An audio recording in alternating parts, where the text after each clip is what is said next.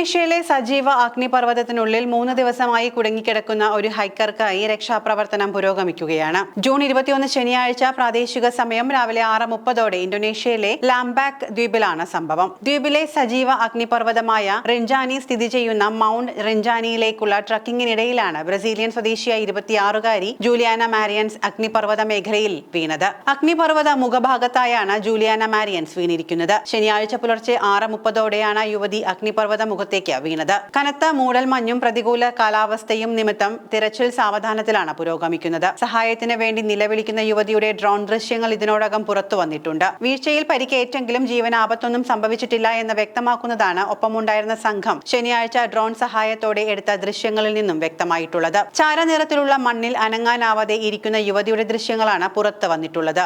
Mount റിൻജാനിയിലേക്കുള്ള trekking പാതയിൽ നിന്ന് വളരെയധികം താഴ്ചയിലാണ് യുവതി നിലവിലുള്ളത്. രക്ഷാപ്രവർത്തകർ 984 അടി താഴ്ച വരെ എത്തി നടത്തിയ പരിശോധനയിൽ യുവതിയെ കണ്ടെത്താനായിട്ടില്ല. എന്നാൽ യുവതിയുടെ നിലവിളി രക്ഷാപ്രവർത്തകർക്ക് കേൾക്കാൻ സാധിക്കുന്നുണ്ട്. എന്നാൽ ഞായറാഴ്ച കനത്ത പുക മൂടിയ അന്തരീക്ഷത്തിൽ നടത്തിയ പരിശോധനയിൽ ആദ്യം കണ്ടെത്തിയ മേഖലയിൽ യുവതിയെ പിന്നീട് കണ്ടെത്താനായില്ല എന്നാണ് രക്ഷാപ്രവർത്തകർ വിശദമാക്കുന്നത്. അഗ്നിപർവ്വതത്തിൽ നിന്നുള്ള കനത്ത ചൂട് ഡ്രോൺ പ്രവർത്തനത്തെയും ഞായറാഴ്ച ബാധിച്ചിരുന്നു. തിങ്കളാഴ്ച പുലർച്ചെ ആരംഭിച്ച തെരച്ചിലിൽ യുവതിയെ വീണ്ടും കണ്ടെത്താൻ സംഘത്തിന് സാധിച്ചിട്ടുണ്ട്. എങ്കിലും കൂടുതൽ താഴ്ചയിലേക്ക് വീണ നിലയിലാണ് 26-കാരി ഇപ്പോൾ ഉള്ളത്. 250 മീറ്റർ താഴ്ചയിൽ മാത്രമാണ് രക്ഷാപ്രവർത്തകർക്ക് എത്താനായിട്ടുള്ളത്. ഇനിയും 350 മീറ്ററോളം താഴ്ചയിലേക്ക് എത്താനായാലാണ് യുവതിയുടെ സമീപത്തേക്ക് എത്താൻ സാധിക്കുക എന്നാണ് രക്ഷാപ്രവർത്തകർ വിശദമാക്കുന്നത്. അതേസമയം അപകടത്തിന് ശേഷവും മേഖലയിൽ വിനോദസഞ്ചാരികളെ അനുവദിക്കുന്നതിൽ മൗണ്ട് റിൻജാനി പാർക്ക് അധികൃതർക്കെതിരെ രൂക്ഷമായ വിമർശനമാണ് ഉയരുന്നത്. മൗണ്ട് റിൻജാനി പാർക്ക് സന്ദർശിക്കാനെത്തിയ യുവതിക്ക് അപകടം സംഭവിച്ച് ഇനിയും രക്ഷിക്കാനാവാത്ത സാഹചര്യത്തിലും വിനോദസഞ്ചാരം അനുവദിക്കുന്നതിലാണ് വിമർശനം ഉയരുന്നത്. ഇന്തോനേഷ്യയിലെ രണ്ടാമത്തെ ഏറ്റവും വലിയ അഗ്നിപർവ്വതത്തിനുള്ളിലാണ് ഈ യുവതി ഇപ്പോൾ കുടുങ്ങിയിട്ടുള്ളത്.